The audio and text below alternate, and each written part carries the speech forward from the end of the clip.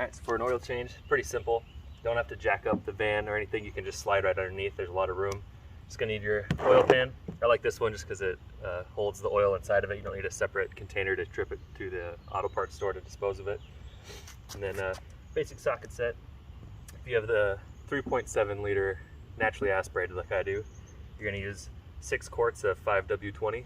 If you have the 3.5 EcoBoost, the turbo, you're gonna use 5W30. And if you have the diesel, the 3.2 liter diesel, you need, I think, 12 quarts of 5W40.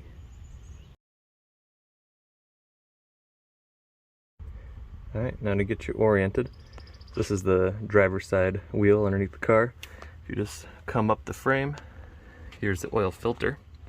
Real easy to get to, nothing in the way. And as you go back a little farther, behind the cross member, you can see our oil drain plug right there. Since ours is a normally positioned engine, not a transverse, it's a longitudinal. So you got engine, then transmission back there, and drive shaft back to the wheels. So engine first, so you find that oil pan right here, and all the way on the right side is the plug.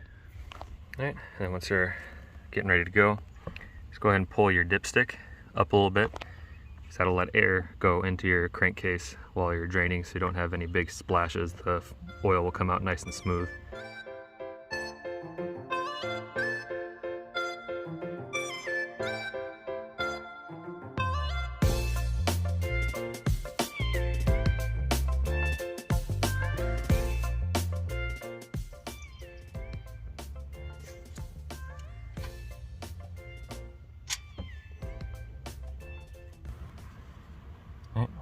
Make sure the little rubber gasket came with the bolt that goes over this. If it got stuck on there, just make sure to pull it off and put it back on your bolt. Now that it's all cleaned up, let's go finish the oil change.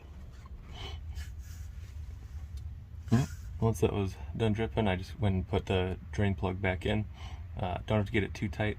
I like to lube up the oil rubber gasket, just a little bit of the oil to make sure it doesn't stick next time you're removing the plug. All right, next we'll do the oil filter. So just go ahead and put your pan again underneath this, as it's going to be leaking a lot of oil back over it. It's nice and open, lots of room.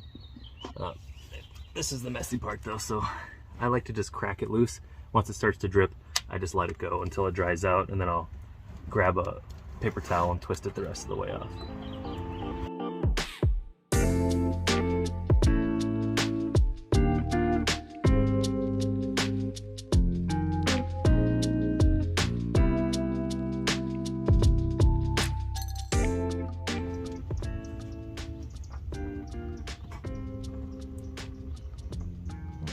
Go ahead and dump the rest of that out of the pan. Set that upside down. Alright. Now we're going to prepare our new filter. So what I like to do is preload them, just to make sure you don't have that second of no oil pressure as your system fills up your canister to pump it through the rest of the system. Alright, so you're just going to take your oil, just go ahead and fill up that center section.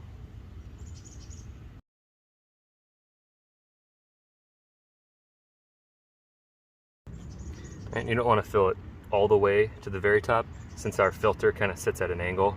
If you fill it at the very top, it's going to fall out and get all over your face. So that's good enough.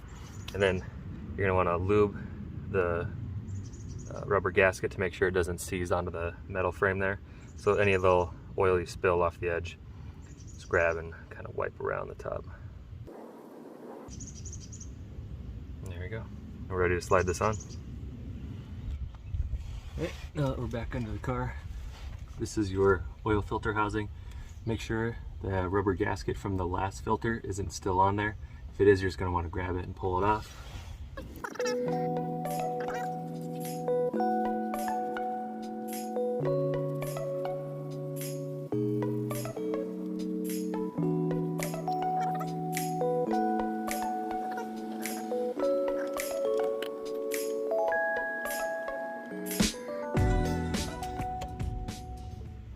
And then my torque spec for these filters are as strong as I can go with a paper towel.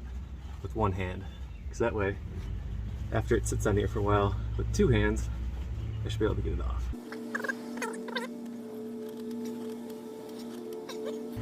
Now that that's all done, you should be done with everything that you have to do underneath the car. So we're gonna go ahead and come up above. We're just gonna do our fill up.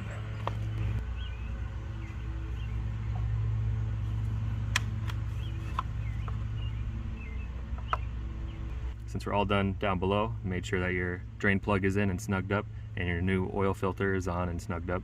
We shouldn't have any leaks. So now we go and fill her up.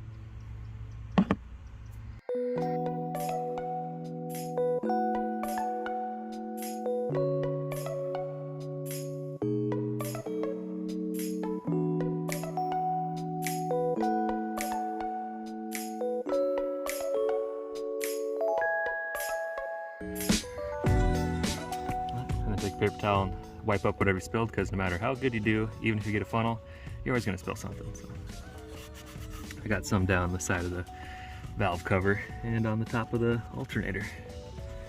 But luckily it was just a couple, little spots, so it shouldn't do anything bad.